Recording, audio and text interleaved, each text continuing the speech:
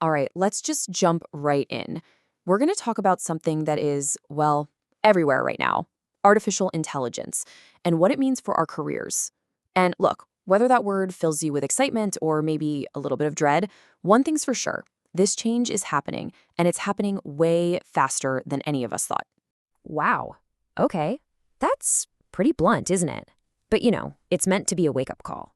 Because when a tech shift this huge comes along, history has a very clear lesson for us.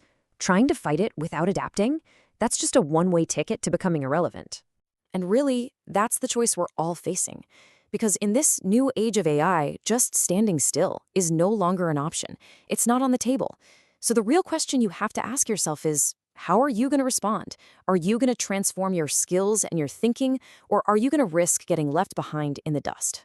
So let's get into the part that makes us all squirm a little bit: the uncomfortable truth. Why is this whole thing so disruptive? And why is it all happening right now at this insane speed? Well, the reason businesses are jumping on the AI train so fast is pretty simple. It offers efficiency on a scale we've literally never seen before. We're not talking about one robot replacing one person anymore. No, we're talking about a single AI system that could potentially do the work of an entire department. And this slide, it just lays out the cold, hard math from a business perspective. Think about it. A human worker needs a salary, they take holidays, they work an 8-hour shift. An AI system, it works around the clock, 24/7, never asks for a raise, and definitely doesn't need a vacation. So from a pure cost-benefit standpoint, the choice for a lot of companies becomes, well, painfully obvious. But here's the thing: as crazy and disruptive as this all feels, this isn't the first time humanity has been through something like this, not by a long shot.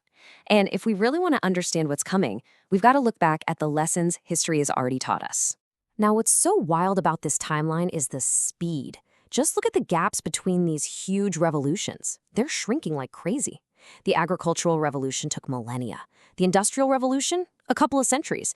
The digital revolution, maybe a few decades. But this AI revolution, it feels like it's happening in real time, in just a matter of months. The pace is absolutely exponential. And in every single one of these massive shifts, the exact same pattern plays out. You have one group of people who see the change coming, they learn the new tools, and they figure out how to thrive in this new world.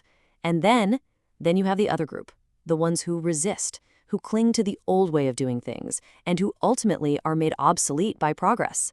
At the end of the day, history doesn't care who was mad about it. It only remembers who survives. And this leads to a really crucial shift in how we should be thinking. Research from places like MIT is showing us we need to stop seeing AI as a replacement for us and start seeing it as a multiplier of us.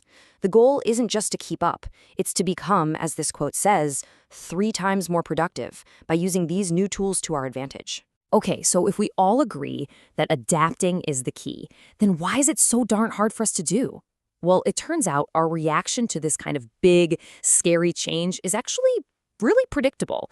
We tend to go through 5 pretty clear stages. Just think about where you might be on this list right now. It all starts with confusion. You're just trying to figure out what's even going on. Then comes repudiation or denial. This is just a fad, it'll blow over. Next, you often see shaming, where the early adopters get called cheaters. But eventually, that leads to acceptance, where it just becomes unavoidable.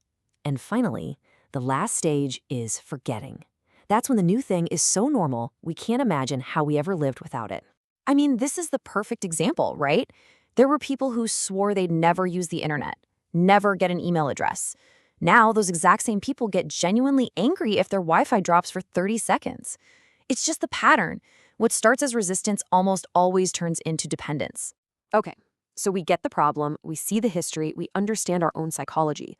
But what do we actually do? Let's get super practical here. Here's a 4-step guide to not just survive this thing, but to actually come out on top. So the whole strategy really boils down to 4 key things.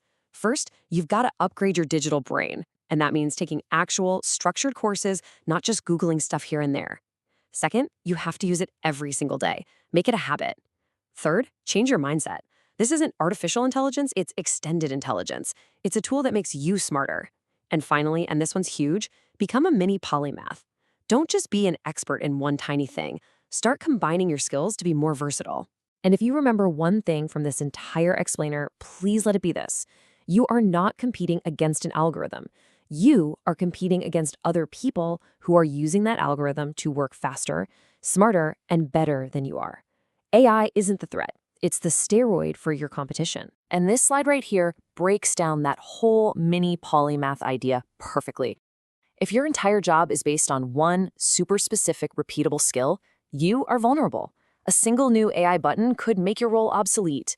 But if you're a resilient generalist, someone who can combine skills like design and copywriting and strategy, you're not just doing a task anymore, you're solving a whole problem. And that is much, much harder for an AI to replace. So, as we wrap this up, I want to leave you with this question to really think about. Take a hard look at what you do every day and at where your career is headed. Are you just getting better at a single automatable skill? Or are you learning how to solve the entire problem from start to finish? Because honestly, your answer to that question is probably going to define your future.